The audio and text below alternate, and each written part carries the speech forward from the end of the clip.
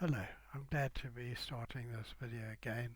Uh, Yesterday I made several mistakes, which I will correct, but today I want to go over some of the important parts.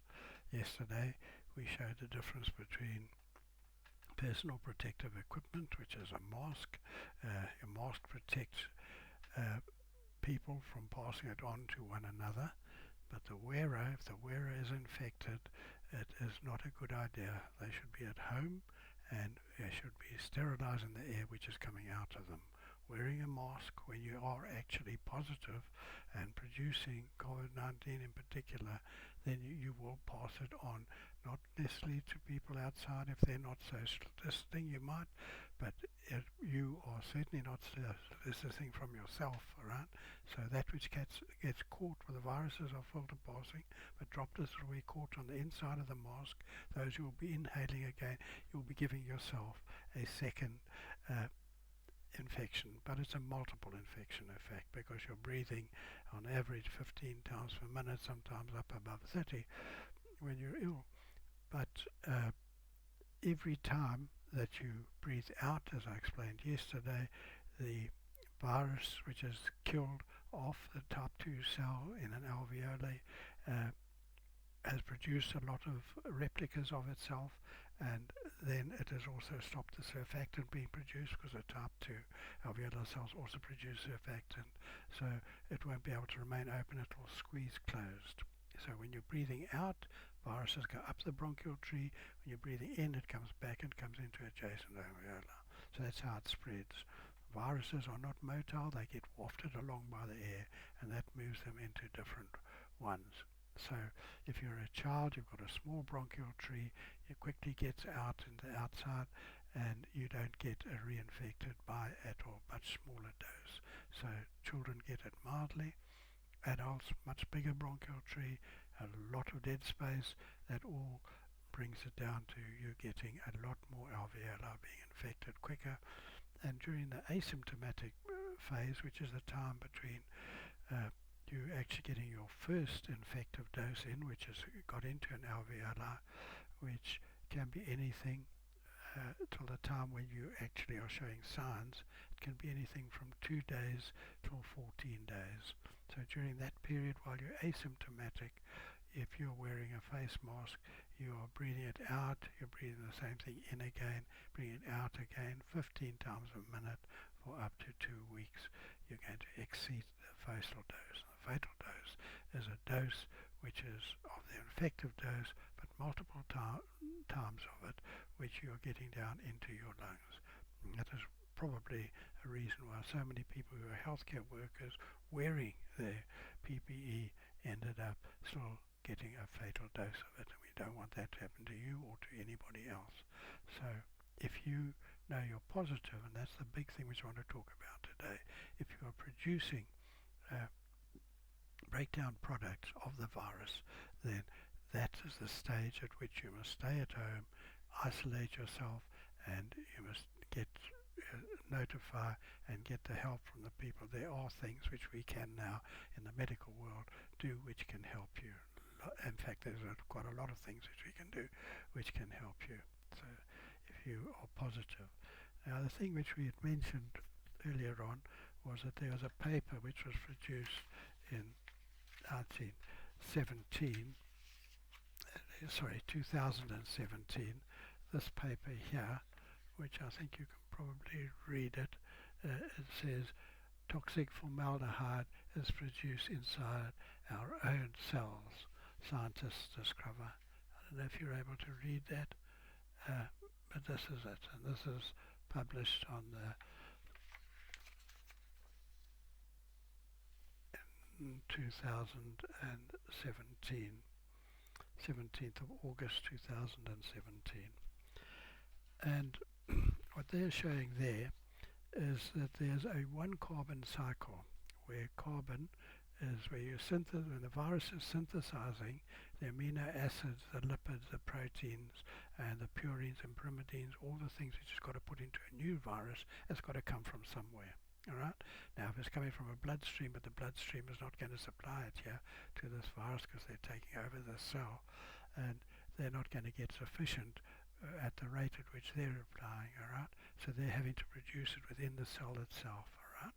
And in order to produce that de novo from the carbon dioxide which is there and the other proteins and amino acids which are present and the vitamins, it's a one carbon cycle, so that you've got a single carbon, and that's the one carbon cycle which can be used, and central to that is folic acid. Now we all know that when a person becomes pregnant, we give them folic acid. That's so that the child has sufficient folic acid to produce all these things which need to be produced.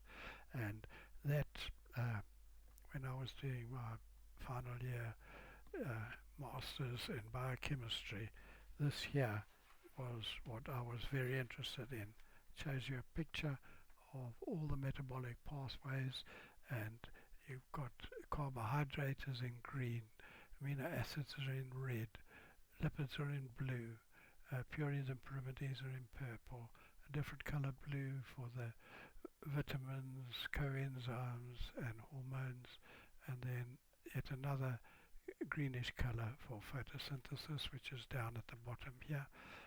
But the important part about this is that up at the top here is the area which is for folic acid cycle, that one there. And that goes down to all these other different colored ones and produces it. Now that's the one carbon, so you're adding on carbons at a time.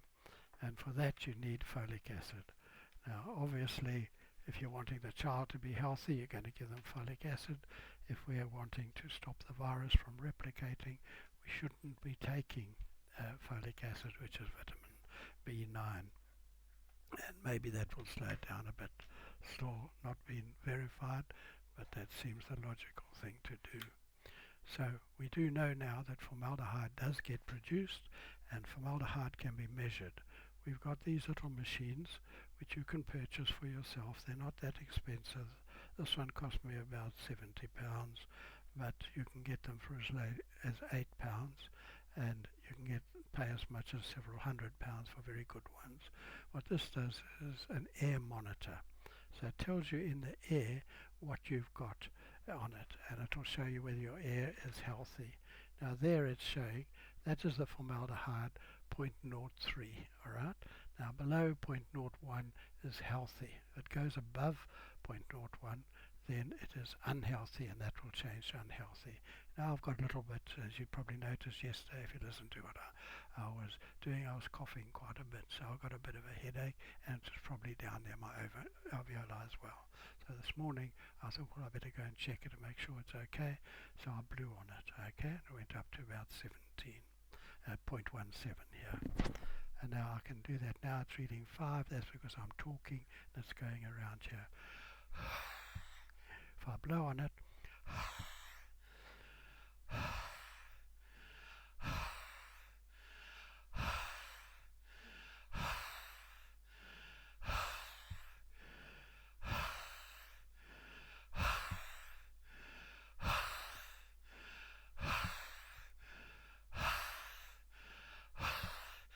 so it goes up, it's going up to 0.14, and it's changed from healthy to being unhealthy. So that level of formaldehyde is unhealthy, and the fact that it shows you that the air around here is down to 0.01, I'll leave it there, and you'll see it will go back down to there. Just leaving it, you can see it's going down already, and it will change from 0.11.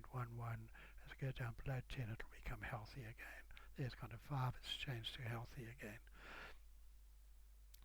So I haven't been showing you that properly. I should have been showing you that. Let me just go over that again. There, that's the background. That's 0.05. Alright, that's formaldehyde. If I breathe onto it,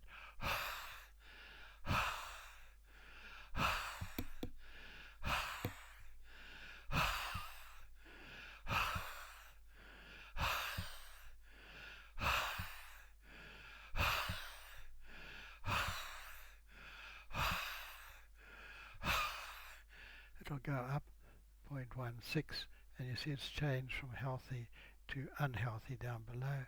and it can go up to, it's gone up to 0.28, and I shouldn't be breathing hard on it because this is me, it's got a little fan in it, and that's breathing it in.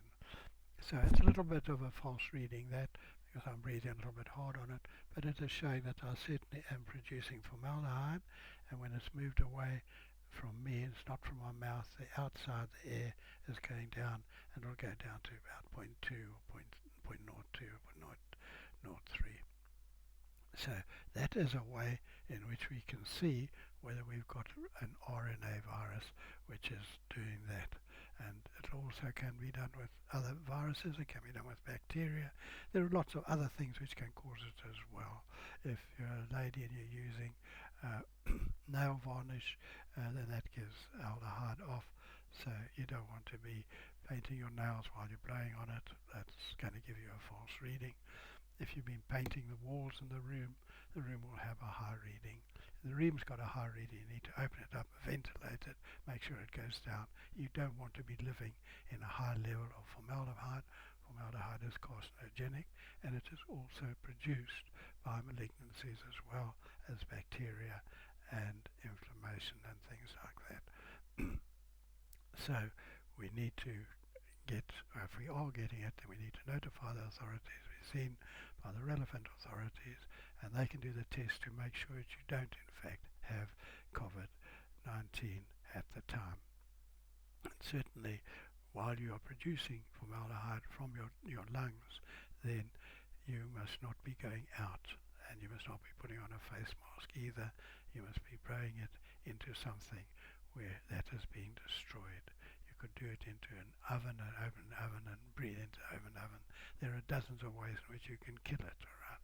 You can kill it by having a vacuum cleaner which has water in it, water-based. Vacuum cleaner will take the air out into the water, it will stay in the water, and that will humidify. There will be droplets around, so the air might be giving up a high reading, but if you've got a dehumidifier or air conditioner, that will be taking the moisture out of the air, and that will be killing the virus as well. You can pour the water from your dehumidifier onto your garden, wherever you want to do it, where the bacteria and other things there will kill off the virus. But it enables us to kill off the virus at an early stage while we are asymptomatic, and that's very important. When it comes to now managing it, there are lots of other different ways. We used to say virus you don't treat with bacteria, and that's quite correct. For normally head cold, you don't need an antibiotic. For normal sore throat, you don't need an antibiotic. Even if it is bacterial, because usually the bacterial is not the Lancefield group A, which are the ones you really need to kill.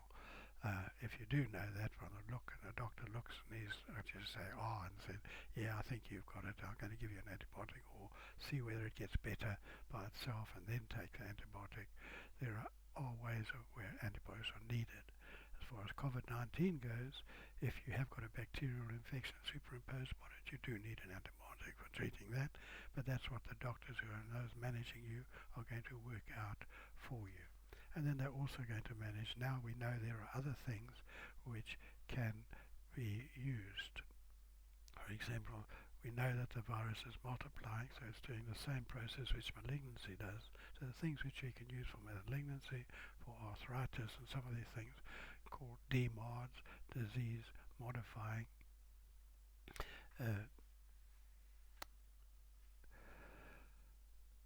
they are things like methotrexate, which can kill it off.